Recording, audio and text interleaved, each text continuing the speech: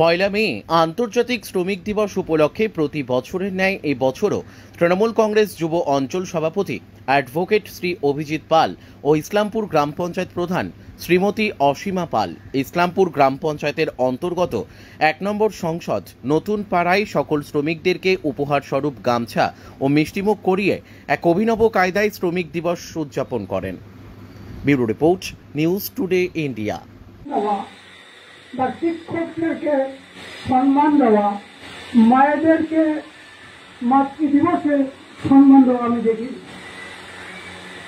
কিন্তু আমার তরফ থেকে আমি আমাদের ইসলামপুর গ্রাম পঞ্চায়েতের প্রধান এবং তার হাজবেন্ড অভিজিৎ পালকে অশেষ ধন্যবাদ দেই। কারণ বিগত কয়েক বছর থেকে তারা যখন আমাদের যতগুলি গণ্যমান্য ব্যক্তিত্ব নিজের মূল্যবান বক্তব্য আপনাদের সামনে তুলে ধরলেন, ওনাদের বক্তব্যকে সাদর নমস্কার জানাই। তার পাশাপাশি আমি অনুরোধ করব, এখানে দুজন আমাদের বিশিষ্ট কর্মী বসে রয়েছেন তথা ওনারা শ্রমিকও। আমি আমার তরফ থেকে আমরা এই প্রোগ্রাম আর বেশি দীর্ঘায়িত করব না। আমি এই প্রোগ্রামের উদ্দেশ্যে আপনাদের স্বার্থে কয়েকটি কথা তুলে ধরতে চাই।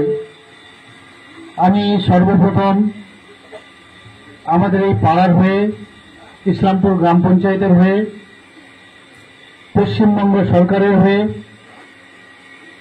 আমাদের সকল শ্রমিক ভাই বোন, মা ও বাবাদের অনেক অনেক অভিনন্দন জানাই আজকের দিনের জন্য।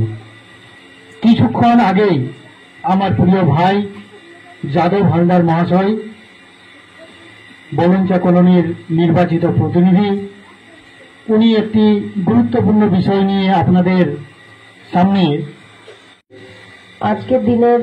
আজকের প্রথম মে দিবসের অনেক অনেক শুভেচ্ছা।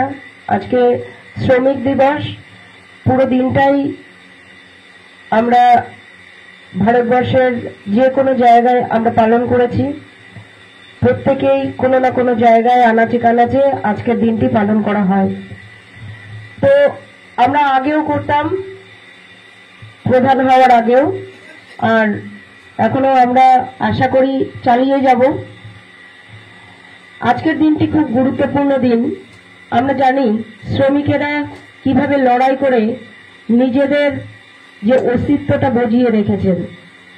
আগে আমাদের কি করা হতো, এখন তো কাজের একটা মাপ করে দিয়েছে, অর্থাৎ সময়টা নির্ধারণ করা হয়েছে যে শ্রমিকদের